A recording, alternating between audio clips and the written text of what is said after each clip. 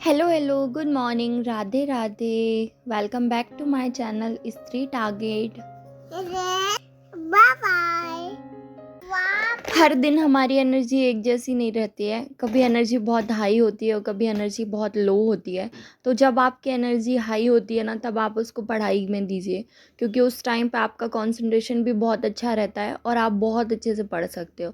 और जब आपको थोड़ा सा लो फील हो या आपको ऐसा लगे कि काफ़ी देर से पढ़ रहे हैं, आपको ब्रेक की ज़रूरत है, तब आप उस टाइम पे घर के काम करो। मैं तो यही करती हूँ और ये इफ़ेक्टिव भी है।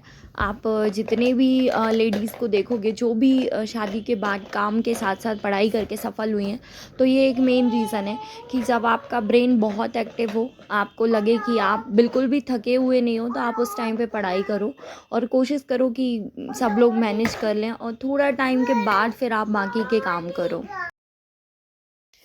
ऐसा तो बिल्कुल पॉसिबल नहीं है कि हमेशा हम एनर्जाइज्ड रहें और हमेशा हमारी एनर्जी हाई रहे। तो ऐसा नहीं होता है, कई बार हम बहुत चार्ज होते हैं और एनर्जी भी बहुत हाई होती है और कई बार हम बहुत लो फील करते हैं।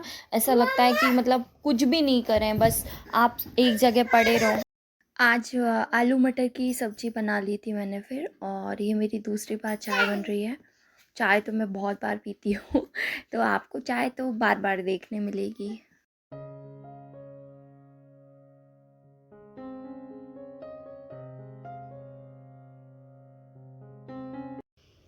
आज बेटू सो नहीं रहा था तो वॉइस ओवर भी नहीं करने दे रहा है। ये पीछे से बार बार बोल रहा है, दी देखो इसकी आवाज़ आ रही है वैसे ये क्लिप कल का है कि कल क्या था कि 22 था और अयोध्या में राम जी का स्वागत हो रहा था, तो सभी जगह ये माहौल था, काफ़ी जुलूस वगैरह भी निकला सभी जगह से। तो ये भी काफ़ी दिनों से दादू को बोल रहा था कि अपने घर पे दादू झंडा नहीं लगाए, तो आज पापा झंडा लेके आए थे और फिर ये अपने दादू के साथ झंडा लगवा रहा था और बहुत खुश होता है ये झंडा देख के। अभी सबके घरों में झंडा दिख रहा है, ये पूरा दिन पापा को छत में ले जाता है और सबके घरों पे झंडा देखता रहता है। बस दिन भर पापा का यही काम है। एमपी में कुछ टाइम पहले पटवारी का एग्ज़ाम हुआ था, वो मैंने भी दिया था। उसमें मेरे हालांकि कम मार्क्स थे और कभी मैं शेयर करूंगी, अगर आप लोग बोलोगे कि हाँ आप शेयर करना, तो मैं आपसे स्कोर कार्ड ही शेयर करूंगी उसका। तो मैं एक बार पटवारी का एग्ज़ाम दे चुकी हूँ और उसमें मेरे कम मार्क्स थे। तब मुझे ये फ़ील हुआ कि मैंने उसमें बहुत कम पढ़ाई की थी और मुझे ये अंदर से फीलिंग आई, क्योंकि उस टाइम पे बेटू बहुत छोटा था। तो और मेरा सीज़र भी हुआ था सेम, जस्ट उसी के बाद मेरा एग्ज़ाम था, तो मैं नहीं पढ़ पाई थी अच्छे से। बट मेरा स्कोर मतलब जितना मैंने पढ़ा था उसके कंपैरिजन में बहुत अच्छा था। सिलेक्शन तो नहीं हुआ, बट जितना मैंने एक्सपेक्ट किया था उससे ज़्यादा स्कोर था। तभी मुझे ये पता चला कि यार मैं कैपेबल तो हूँ, अगर मैं चाहूँ तो एग्ज़ाम तो निकल जाएगा। बस मुझे मजबूत बनना पड़ेगा, पढ़ाई अच्छे से। मध्य प्रदेश वालों के पास ना बहुत अच्छा चांस है ये महिला पर्यवेक्षक का, क्योंकि एक तो इसमें बॉयज़ नहीं पेपर दे सकते हैं, सिर्फ फीमेल रहती हैं।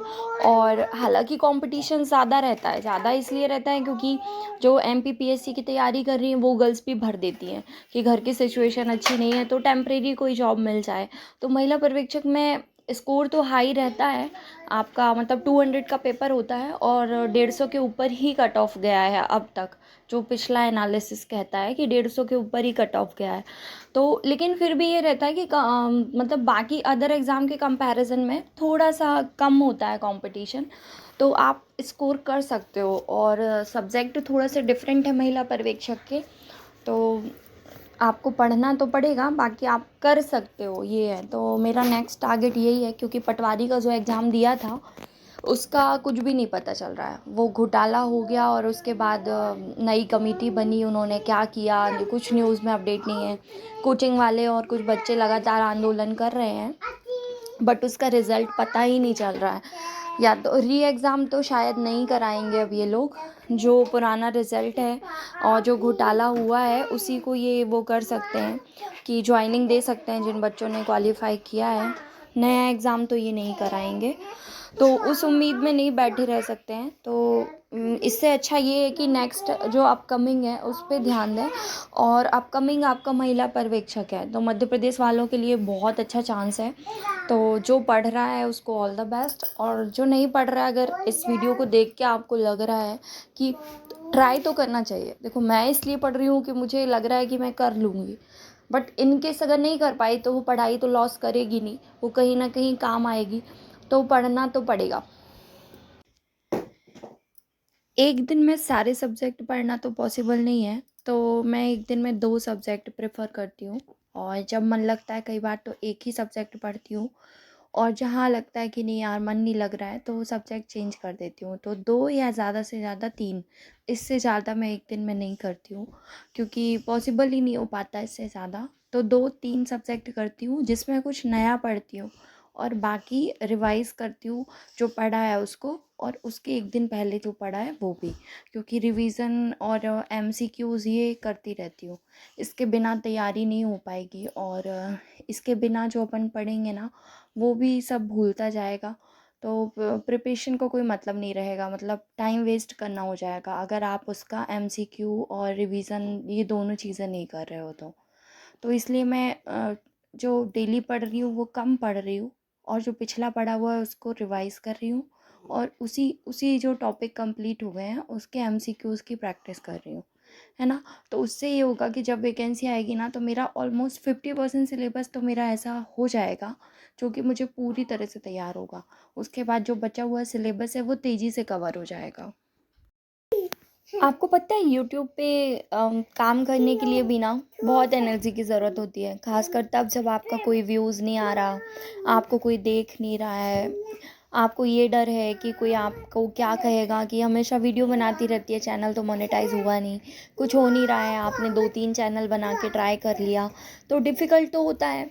लेकिन अगर आपको लग रहा है कि आपको करना चाहिए तो आप करते जाओ, किसी के बारे में मत सोचो, कभी ना कभी तो सक्सेस मिलेगी। मेरा भी ये 3rd या 4th चैनल है, मैंने इसके पहले ट्राई कर चुकी हूँ यूट्यूब पे, तो सक्सेस नहीं मिली। उसके बाद मैंने वापस रीट्राई किया।